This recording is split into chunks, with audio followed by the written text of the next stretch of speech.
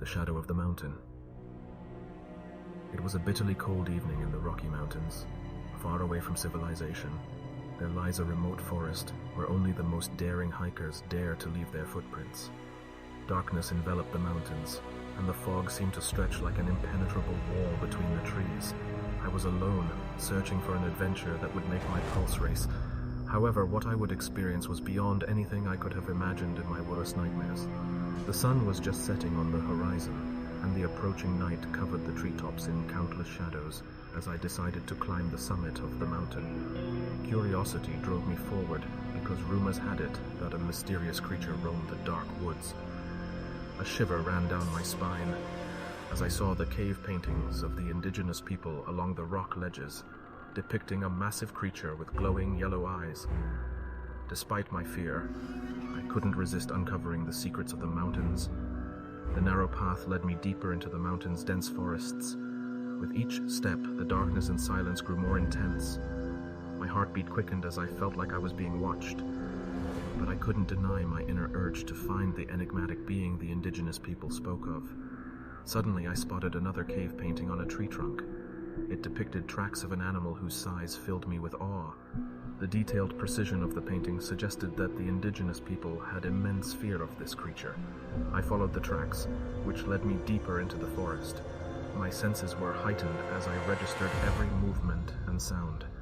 The darkness seemed to engulf everything, but I refused to be discouraged. Suddenly, I heard a strange sound, like the cracking of branches. My muscles tensed, and my breath became shallow. Carefully, I pulled out my flashlight and directed the beam of light toward the source of the sound. My heart started racing as the light fell on something shimmering. Slowly, I approached and realized it was the reflection of a pair of gleaming eyes. Curious yet cautious, I continued to move closer, eager to discover what lay hidden there. As I got closer, I suddenly recognized the outline of a deer standing there, trembling and looking at me with wide eyes. Uncertain whether I should approach and potentially startle the poor creature, I stood motionless, trying to calm my breathing. The deer seemed to sense my presence as it slowly lifted its head and listened to the silence of the night. In that moment, I felt a connection to the beauty of nature and understood the importance of protecting and respecting it. I carefully withdrew and gave the deer the space it needed to feel safe. Just as I was about to sneak away and turn around, it happened. What I saw made me freeze like a statue, almost taking my breath away. My flashlight fell to the ground, and the glass casing shattered on the edge of a rock. Right behind me, I could barely make out a massive shadow on the east side of a tree trunk, abruptly disappearing into the thick bushes. A musty, rotten smell wafted towards me, like that of roadkill. After several deep breaths, I regained my senses and calmed my heartbeat. I spotted a steep mountain trail leading in the direction where the shadow had vanished.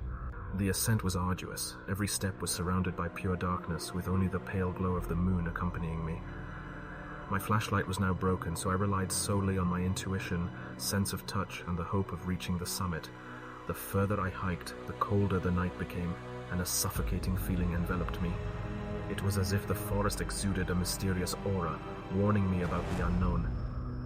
Despite the darkness and the eerie ambience, I refused to be deterred from continuing my journey. My steps grew slower, and my breath became heavier, but my inner drive to reach the destination gave me the strength to keep going. I felt the wind rustling through the treetops, and the fog gathered around my feet, as if nature fiercely guarded the secret of this place. Yet I was drawn to the magic of this inhospitable environment. It was like a dance between temptation and caution, fascination and fear. But I knew I had to continue this dance to unravel the mountain's mystery. So step by step, guided by the enigmatic aura of the forest, I pressed on. Finally, I saw a clearing. Moonlight broke through the treetops, revealing a rocky ledge that I intended to use as a new point of reference, and I ran towards it. Suddenly, I heard a bone-chilling crack of branches in close proximity. A gust of wind carried a shadowy figure, and I could discern glowing yellow eyes staring at me from the darkness. My heart started racing as the creature slowly approached the trail. It was over 2.5 meters tall. Not human, nor an animal, for it stood on 2 legs. It had shaggy fur, and its muscular paws ended in sharp claw-like thumbs. Fear gripped me, and I couldn't think clearly anymore. Sheer panic consumed me. Before me stood the mysterious creature depicted in the cave paintings. It wasn't me who had wanted to pursue a creature. Instead, it had been watching me, tracking me, or even hunting me, all along since I entered the woods. Its glowing yellow eyes pierced the darkness, sending shivers down my spine. There was nothing I could defend myself with in the case of an attack. It was gigantic and awe-inspiring, but at the same time terrifying in its appearance, with its fur, claws, its menacing posture, and the smell of fresh blood. Gasping for breath and with a pounding heart, I couldn't take my eyes off the mysterious creature. It seemed as if the cave paintings had come to life. As the creature moved closer to me, I could once again smell its putrid, musty odor permeating the cold night air. My mind desperately tried to comprehend the possible origins of this eerie creature, but there was no logical explanation. It almost seemed as if it had sprung from a nightmare and intruded upon my reality. My palms grew sweaty and my breathing became shallow. I tried to calm myself and convince myself that all of this could be a sensory deception caused by my exhausted and dehydrated body. Perhaps it was a scientifically explainable phenomenon of the nocturnal light and shadows, a deceptive reflection of swaying branches. However, as the creature drew closer, cracking and breaking the undergrowth under its weight, I could distinctly smell the putrid stench and now clearly see its jagged teeth protruding from its mouth. There was no room for doubt anymore. I found myself in a life-threatening situation, whether scientifically explainable or not. Sheer panic filled my mind. With wide-open eyes, I continued to hold my breath. Every instinct within me screamed out. Survival was all that mattered now. No glory, no recognition, no adventure was worth this experience. Finally, an instinctive urge seized me, breaking me out of my paralysis into a state of panicked flight. Before I knew it, my legs began to run, just away from here, further away, just away from this monstrous apparition. The faster, the better. While my mind tried to focus on the path ahead, I ran as fast as I could. My lungs burned from the exertion, but I couldn't stop. I heard the unmistakable growling of the creature behind me, which only heightened my fear as I realized I couldn't create any distance despite my escape. I looked over my shoulder and still saw the silhouette of the creature leaping from one tree trunk to another. It was chasing me. Now just don't stumble, it would be my demise. I ran as fast as I could, but the creature seemed unaffected by the pace. It pursued me like a bloodthirsty spirit.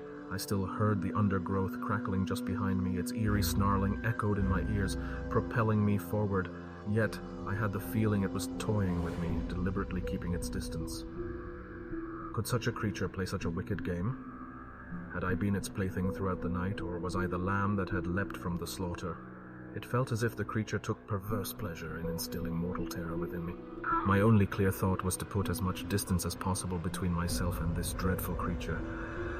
I didn't know how long I could keep running, but I had to give it my all to save my life. Each step was driven by pure survival instinct as I desperately searched for help. A glimmer of civilization among the trees. It felt like an eternity until I finally reached the edge of the dense forest. My legs were slowly giving way as I was out of breath, but I kept running. The pounding of my heart resonated so loudly in my ears that I could barely hear anything else. The gloomy surroundings intensified my sense of threat, as if the world around me had changed.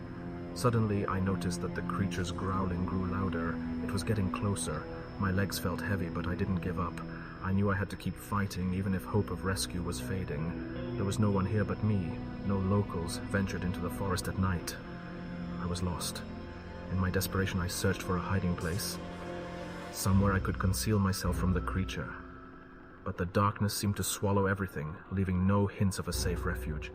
My mind raced, desperately trying to find a way out of this nightmarish situation. Suddenly, a memory of an old legend surfaced within me, one that the locals had passed down through generations. It was said that there was a sacred place where creatures of darkness held no power, a clearing at the edge of a stream deep in the valley, a holy sanctuary that provided protection to those who found it. I knew I had no time to waste, and with my last remaining strength, I forced myself to reach that stream at the foot of the mountain. My life literally depended on that clearing by the stream. But how would I find the stream in this darkness where I could barely make out the outlines of the bushes? After what felt like hours of running, I caught sight of the overgrown reeds lining a stream. Was this the boundary of the creature's domain, or was it just my adrenaline-soaked mind trying to convince me? I looked back. Nothing.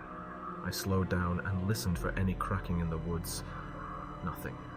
My lungs burned from exertion. My arms and legs were scratched by thorns and branches. Some of the thorns had cut into my elbows and knees, and despite the darkness, I could see the blood trickling from the wounds. Was I now the deer being chased by a wolf? Because there it was again, the putrid smell. I ran wildly, further along the edge of the stream. Then, finally, a clearing. A gentle glow emanated from the treetops in the center of the valley. I felt a strange calmness welling up within me, and the pressure in my chest lifted. Perhaps this was the hidden place the legend spoke of. Filled with relief and exhaustion, I ran along the clearing to find shelter beneath an old tree, its ancient roots stretching towards the stream. I crouched down between the roots and listened. Was that a broken branch? All my senses were heightened, stretched to their limits. Yet the only sense that could guide me now was my sense of smell. Could I still detect the creature and its putrid sweet scent? Was I even capable of perceiving its smell amidst the scent of my panicked sweat? Apart from the algae along the abandoned soil at the tree's roots, I could only smell the blood flowing from the cuts on my elbows and knees. I had made it, or had the creature finally cornered me? Overwhelmed by infinite exhaustion and the belief of being safe, I fell forward into the moonlight onto the ground. But there it was again, the putrid smell. The legend had been wrong. The sacred place was not safe. The creature was close, its breath macabre, its gaze filled with murderous intent. I closed my eyes, ready to surrender to my fate. My heart pounded wildly in my chest as I felt the cold leaves beneath me. The moon shone from a hidden place, revealing only a fraction of the surroundings. But even in this dim light, I could discern the menacing silhouette of the creature in my peripheral vision. It was larger and more powerful than any bear or animal I had ever seen. Its iridescent eyes glinted like glowing coals in the darkness. I dared not avert my gaze, for I knew that every fraction of a second was crucial to my survival. With one last surge of strength and determination, I threw myself against it, trying to free myself from its grasp. But it was in vain. Its strength was overwhelming, and I was thrown back to the ground. The creature towered over me now. I fought desperately against the rising panic as I felt each of my bones threaten to break under its force. Darkness engulfed us, and only the growling and the snapping of one of my ribs were audible. But I refused to give up. With one final cry of determination, I threw my arms over the creature's mouth, gripping its fur with both hands, pulling it towards me, and thrusting my thumbs deep into its eyes. The creature flung me away towards the stream. A spark of hope and sheer will to survive ignited within me, and I was ready to fight for my life until my last breath. But then it happened. A bright light flooded the clearing. A helicopter adorned with the emblem of the local sheriff burst into view, creating a whirlwind of leaves and branches with its rotor blades. I could hardly see anything and had to shield my eyes from the flying debris. The deafening noise of the helicopter drowned out all other sounds and obliterated any trace of the putrid scent. But I saw the undergrowth break at the edge of the forest, leaving a gap in the bushes. The creature had vanished into the woods. With trembling legs, I stood up and dragged myself towards the spot where the helicopter intended to land. It was a moment of relief that made my heart race against the backdrop of the horror I had just left behind, but also a lesson in humility and respect for the unknown forces of nature. From that day on, I could never look at the mountains in the same way again.